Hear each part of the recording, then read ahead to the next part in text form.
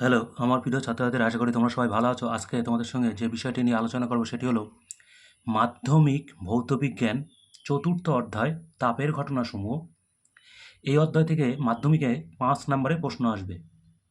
কি কি থাকছে না, এমসিকিউ থাকছে একটি, ভিএসএ মানে অতি সংক্ষিপ্ত উত্তরধর্মী প্রশ্ন থাকছে একটি, এলএ বিশদ উত্তরধর্মী প্রশ্ন থাকছে একটি। তাহলে কি কি থাকছে একটু বলি।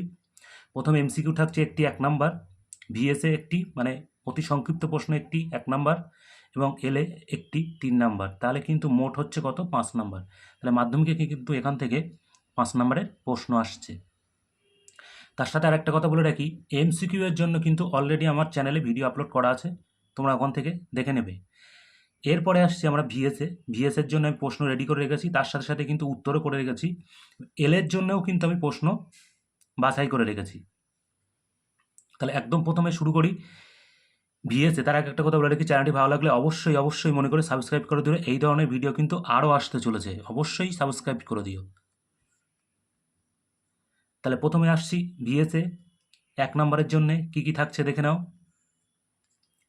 কঠিন পদার্থে দৈর্ঘ্য প্রসারণ গুণাঙ্ক, ক্ষেত্র প্রসারণ গুণাঙ্ক এবং আয়তন প্রসারণ গুণাঙ্কের মধ্যে সম্পর্ক লেখো।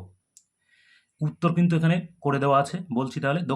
দৈর্ঘ্য প্রসারণ গুণাঙ্ক সমান সমান ক্ষেত্র প্রসারণ গুণাঙ্ক বাই 2 সমান সমান আয়ত প্রসারণ গুণাঙ্ক বাই 3। নেক্সট প্রশ্ন, সত্য না মিথ্যা তা লেখো। ক্ষেত্র প্রসারণ গুণাঙ্ক এসআই একক 1/k, এটা কিন্তু সত্য। তারপরে প্রশ্ন, সত্য না মিথ্যা তা লেখো। পিতল ও লোহার দ্বিধাতব পাতের তাপ দিলে লোহা বাইরের দিকে থাকে, লোহা বাঁকের বাইরের দিকে থাকে, উত্তর হবে কিন্তু মিথ্যা। তরলের আপাত প্রসারণ ও প্রকৃত প্রসারণের মধ্যে কোনটির মান বেশি, উত্তর কিন্তু হবে এখানে প্রকৃত প্রসারণ। নেক্সট প্রশ্ন, সত্য না মিথ্যা তা লেখো। সব গ্যাসের আয়তন প্রসারণ গুণাঙ্কের মান কি একই, এটা কিন্তু সত্য। তাপ পরিবাহিতাঙ্কের এসআই এককটি লেখো, উত্তর কিন্তু এখানে বলা আছে ডব্লু এম ইনভার্স কে ইনভার্স। তরলের আপাত প্রসারণ গুণাঙ্কের মান কিসের উপর নির্ভর করে, উত্তর কিন্তু এখানে করে দেওয়া আছে পাত্রের উপাদানের উপর। এরপরে আসছে শূন্যস্থান পূরণ। ক্ষেত্র প্রসারণ সমান সমান প্রাথমিক ক্ষেত্রফল ইন্টু শূন্যস্থান ইন্টু উষ্ণতা বৃদ্ধি, শূন্যস্থানে হবে ক্ষেত্র প্রসারণ গুণাঙ্ক। তারপরে নেক্সট প্রশ্ন, কোনো পরিবাহী দৈর্ঘ্য এবং তাপ পরিবাহিতাঙ্ক ক্ষেত্রফলের গুণফলের অনুপাতকে কি বলে, উত্তর হবে কিন্তু তাপীয় রোধ। তারপরে নেক্সট প্রশ্ন শূন্যস্থান পূরণ। 1/, তাপ পরিবাহিতাঙ্ক এই রাশিটিকে বলা হয় শূন্যস্থান, এটা হবে তাপীয় রোধাঙ্ক। তারপরে প্রশ্ন, নিচের বিবৃতিটি সত্য না মিথ্যা তা তরলের প্রকৃত প্রসারণ তরলটি যে পাত্রে রাখা হয় তা প্রসারণের উপর নির্ভর করে, উত্তর কিন্তু হবে মিথ্যা। লোহা ইনভার ও তামার মধ্যে সবচেয়ে কম দৈর্ঘ্য প্রসারণ গুণাঙ্ক কোনটির, উত্তর হবে ইনভার। পাশের বিবৃতিটি সত্য না মিথ্যা লেখো। কোনো বস্তুর মধ্যে তাপ দিয়ে পরিবহনের সময় বস্তুর উপাদান কণাগুলির স্থান পরিবর্তন হয়, উত্তর কিন্তু হবে মিথ্যা। কোনো পরিবাহীর বেধ এবং প্রস্থচ্ছেদের ক্ষেত্রফল অপরিবর্তিত থাকলে ওই পরিবাহীর তাপীয় রোধ এবং তাপ পরিবাহিতার মধ্যে সম্পর্ক কি, উত্তর হবে কিন্তু ব্যস্তানুপাতিক।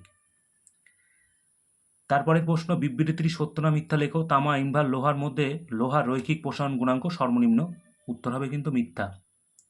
আয়তন প্রসারণ গুণাঙ্কের একক কি, উত্তর করে দেওয়া আছে, এটা হলো কে ইনভার্স বা ডিগ্রি সেলসিয়াস ইনভার্স। এরপরে নেক্সট প্রশ্ন আসছি আমরা বিশদ উত্তরধর্মী প্রশ্ন। আগেই বলেছিলাম বিশদ উত্তরধর্মীর প্রশ্ন কিন্তু আমি শুধুমাত্র প্রশ্ন লিখে রেখে দিয়েছি, তোমরা বই থেকে উত্তরটা কিন্তু করে নেবে। তার সাথে সাথে আর একটা কথা বলি, এই প্রশ্নগুলো কিন্তু এখন থেকে ভালো করে পড়তে শুরু করলে কিন্তু টেস্ট এবং মাধ্যমিক দুটোতেই কিন্তু ভালো রেজাল্ট করতে পারবে এবং 100 পাওয়ার সম্ভাবনা কিন্তু প্রবল। এখান থেকে কিন্তু কোনো প্রশ্ন বাদ দেয়া চলবে না। তাহলে শুরু করছি। নেক্সট বিশদ উত্তরধর্মী প্রশ্ন কি আছে দেখে নাও। 1 নম্বরের, কঠিনের ক্ষেত্র প্রসারণ গুণাঙ্ক কাকে বলে, এর রাশিমালাটি লেখো। 1 নম্বর হয়ে গেল। দ্বিতীয় প্রশ্ন, তরলের আপাত প্রসারণ গুণাঙ্ক কাকে বলে, গ্যাসের ক্ষেত্রে আপাত প্রসারণ গুণাঙ্ক হয় না কেন। নেক্সট প্রশ্ন, স্থির চাপে গ্যাসের আয়তন প্রসারণ গুণাঙ্ক কাকে বলে, এর মান কত। তারপরে প্রশ্ন, তাপ পরিবহনের হার কোন কোন বিষয়ের উপর নির্ভর করে। দ্বিধাতব উপাত কি, এর দুটি ব্যবহার লেখো। পিতলের আয়তন প্রসারণ গুণাঙ্কের মান 5.7 ইন্টু 10⁻⁻5 ডিগ্রি সেলসিয়াস হলে বলতে কী বোঝো? কঠিনের দৈর্ঘ্য প্রসারণ গুণাঙ্ক ও আয়তন প্রসারণ গুণাঙ্কের মধ্যে সম্পর্ক লেখো। তারপরে প্রশ্ন 7 নম্বরের প্রশ্ন, তাপীয় রোধ বলতে কী বোঝো? এসআই পদ্ধতিতে তাপ পরিবাহিতার একক লেখো। 8 নম্বর প্রশ্ন, সব ঋতুতে ধাতব স্কেলের ব্যবহার করলে মাপ নির্ভুল হয় কি? কোন ধাতু দৈর্ঘ্য প্রসারণ গুণাঙ্কের মান সবথেকে বেশি? এরপরে প্রশ্ন হচ্ছে, বাড়ির ছাদ ঢালাইয়ের সময় লোহার রড ছাড়া অন্য কোনো ধাতু ব্যবহার করা হয় না কেন? দৈর্ঘ্য প্রসারণ গুণাঙ্ক একই দৈর্ঘ্যের উপর নির্ভর করে না কেন? এরপরে প্রশ্ন, ক্ষেত্র প্রসারণ গুণাঙ্কের সংজ্ঞা দাও, এর এসআই একক লেখো। গ্যাসের প্রসারণ গুণাঙ্ক সংজ্ঞায় কী কী স্থির থাকে? একটি অধাতুর নাম লেখো যেটি তাপের সুপরিবাহী। তাপের দৈর্ঘ্য প্রসারণ গুণাঙ্ক 17 ইন্টু 10⁻⁻6 ডিগ্রি সেলসিয়াস বলতে কী বোঝায়? এর মান কেলভিন স্কেলেও একই থাকে। কঠিন পদার্থের মধ্যে তাপের পরিবহনের কোনটি বিষয়ের উপর নির্ভর করে? এর সাথে সাথে আর একটা কথা বলি, ভৌত বিজ্ঞানে কিন্তু বা ফিজিক্যাল সায়েন্সে 100 পেতে গেলে কিন্তু প্রশ্নগুলো অবশ্যই সবকটাই সলভ করতে হবে, এবং টেস্টে কিন্তু ভালো রেজাল্ট করতে গেলে কিন্তু অবশ্যই এটা পড়তে হবে। এর সাথে সাথে মাধ্যমিকে ভালো রেজাল্ট করতে গেলে তো অবশ্যই এগুলো পড়তে হবে ভালো করে।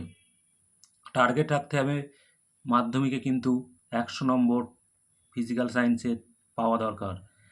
বাজারে অনেক চলতি সাজেশান কিন্তু চলছে, যেগুলোতে কিন্তু অনেক কম প্রশ্ন, সেগুলো পড়লে কিন্তু 100 পাওয়ার সম্ভাবনা কিন্তু অবশ্যই কম, কারণ প্রশ্নের মান কিন্তু আস্তে আস্তে উন্নত হচ্ছে। ফলে বই খুঁটিয়ে পড়তে হবে, তার সাথে সাথে কোনো প্রশ্নই কিন্তু সেইভাবে কিন্তু বাদ দেওয়া চলবে না।